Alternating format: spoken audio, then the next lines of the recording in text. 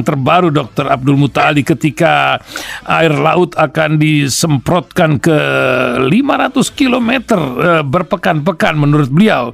Tapi apa yang akan terjadi? Hujan mengguyur Gaza luar biasa. Saya tidak bayangkan itu tank-tank itu bisa jalan nggak di atas air gitu ya.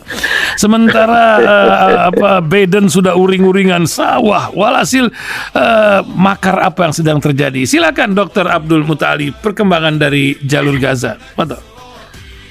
Baik, terima kasih Pak Aisan. Jadi sebetulnya bocoran ada 5 pompa air yang disiapkan untuk membanjiri terowongan-terowongan Hamas itu datang pertama kali oleh Wall Street Journal ya. Jadi dia dapat bocoran bahwa ada diskusi di Pentagon bahwa Amerika menginginkan perang ini cepat usai dengan cara untuk menghabiskan semua pejuang-pejuang Palestina yang ada di bawah tanah. Jadi isu ini sebetulnya sudah lama Pak Ihsan, sejak Ehud Barak itu menjadi Perdana Menteri Israel begitu. Nah, dia sempat diskusi dengan pemimpin IDF. Ini bagaimana kira-kira kalau terowongan yang jumlahnya 30.000 itu yang panjangnya 2.200 ya kilometer ya. Ini dibangun sudah lama dan tentu pejuang Palestina sudah memprediksi ya kira-kira akan terjadi respon apa begitu ketika terowongan ini jadi, kemudian titik lemahnya di mana. Maka titik-titik lemah itu sudah disiapkan, termasuk ketika Zionis Israel itu akan memasukkan air ke terowongan-terowongan tersebut begitu. Nah, diskusi antara Ehud Barak itu dengan ketua IDF kala itu menutup proposal yang dana disiapkan bertriliun-triliun dolar untuk membanjiri terowongan-terowongan itu dengan air. Percuma. Kenapa? Percuma. Kenapa? Karena ketika jangankan 5 pompa air yang disiapkan Pak Ihsan sekarang ini ya, ada 50 pompa, ada 500 pompa, 5.000 pompa, itu percuma. Kenapa? Karena air itu akan balik ke Tel Aviv. Jadi justru yang akan kebanjiran, yang tenggelam itu Tel Aviv. Begitu. Jadi lanjut. Sangat panjang. Walaupun memang awalnya terowongan itu hanya untuk memasukkan bantuan kemanusiaan, makanan, obat-obatan dari Mesir. Tapi kan kita tidak tahu titik Mesirnya di mana kan begitu. Nah, sekarang itu yang menarik adalah terowongan-terowongan itu sampai ke beberapa titik, bahkan ratusan titik itu di Tel Aviv, ratusan titik sekarang yang dikuasai oleh Israel. Jadi kata Ehud Barak, kita tutup proposal pompa air ke terowongan-terowongan. Kenapa? Percuma saja. Ya, padahal Pak Ihsan ya, kita baca, kita menyaksikan di YouTube di mana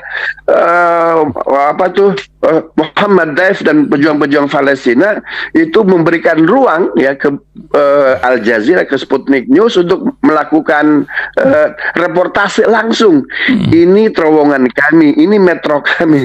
Tapi luar biasa ya, Zionis tidak bisa menembus di mana terowongan itu. Ya? Jadi mengingatkan Amerika dengan Vietnamnya begitu ya. Betul. Jadi Ehud Barak saja sudah bilang yang dilakukan oleh Amerika. Jadi Amerika itu ketika melakukan veto gencatan senjata kemarin Pak Ihsan, rupanya dia sudah menyiapkan agenda ini.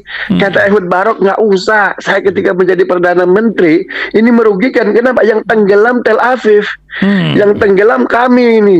Ini luar biasa. Jadi itu terowongan itu bukan sekedar terowongan. Di situ ada nilai riset yang luar biasa. Di situ ada kecerdasan yang luar biasa. Di situ ada ketangguhan yang luar biasa. Mereka sudah memikirkan lah. Jadi terowongan ini titik lemahnya di mana? Kalaupun terowongan ini dibombardir, diairkan, justru yang rugi adalah Tel Aviv itu sendiri. Ya, apalagi di luar rencana, tahu-tahu hujan sedemikian deras. Saya kan bilang tadi, apa itu panser bisa jalan di tengah hujan yang membanjiri sebagian wilayah. Ini menyebabkan komandan hujan itu Pak Ihsan. Ya, lanjut. Hujan itu yang terjadi di Gaza sekarang ini untuk yang sekian kali gagalnya teknologi Zionis untuk memindahkan air hujan dari Gaza ke Tel Aviv. Oh. Ya, mereka kan meminta, mereka bikin bikin teknologi yang luar biasa agar hujan itu tidak terjadi di Gaza.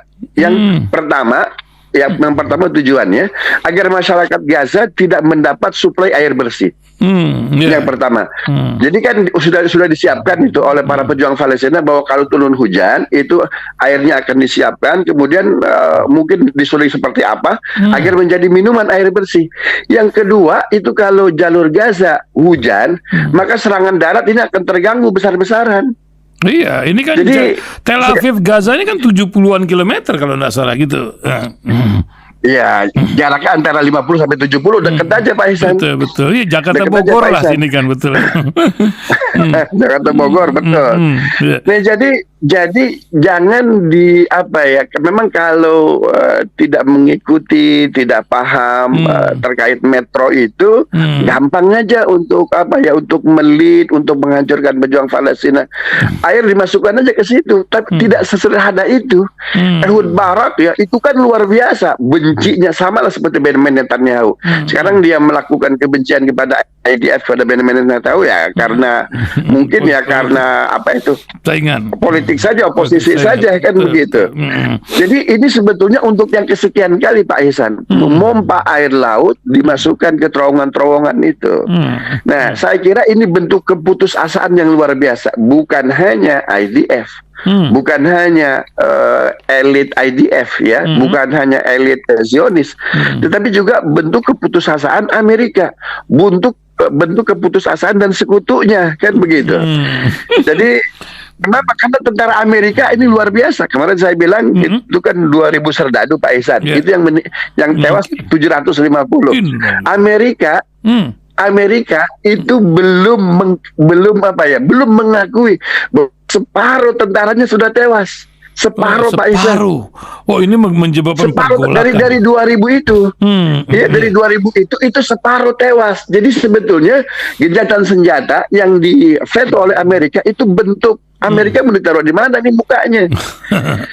Reuters kan baru saja mengatakan Israel kalah, Zionis kalah. Ini Reuters. Narasi ini jarang Pak Ihsan diungkapkan oleh Reuters. Ini untuk menjaga muka seorang Netanyahu nampaknya sedemikian besar yang dikorbankan dari percaturan ini. Apa yang dan sudah hampir 20.000 lebih syahid di jalur Gaza di tengah-tengah pergolakan. Tapi hampir susah orang mengetahui berapa yang tewas di pihak Israel. Dr. Abdul Muatir, terakhir update-nya, Pak. Baik, Pak Ihsan. Yerusalem Post Yerusalem Post memang dengan Haaretz itu objektivitas beritanya lebih tinggi Haaretz tapi Yerusalem Post itu baru saja bilang bahwa yang tewas dari pihak Israel itu di angka 10.000. Itu luar biasa. Dari 10.000 itu 75%-nya tentara ADF. Dia mengambil data kemarin yang saya ungkapkan itu. Peti mati yang digunakan di rumah sakit tentara, marinir itu 7.500 sudah digunakan Pak Ihsan. Kalau Haaretz bilang lebih banyak lagi. Jadi kenapa bisa seperti itu? Karena terowongan ini kan itu sudah menyebar kemana-mana.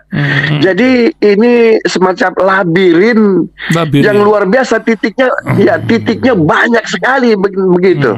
Dan yang paling ditakutkan oleh mereka, ini terowongan ini itu bukan hanya masuk ke Tel Aviv, tapi ada beberapa negara itu labirin dari Hamas ini sudah masuk. Kenapa? Karena sebagian elit Hamas itu melakukan kunjungan ke berbagai negara. Di negara tetangga itu nggak pakai helikopter Pak Ihsan, tetapi pakai lift bawah tanah.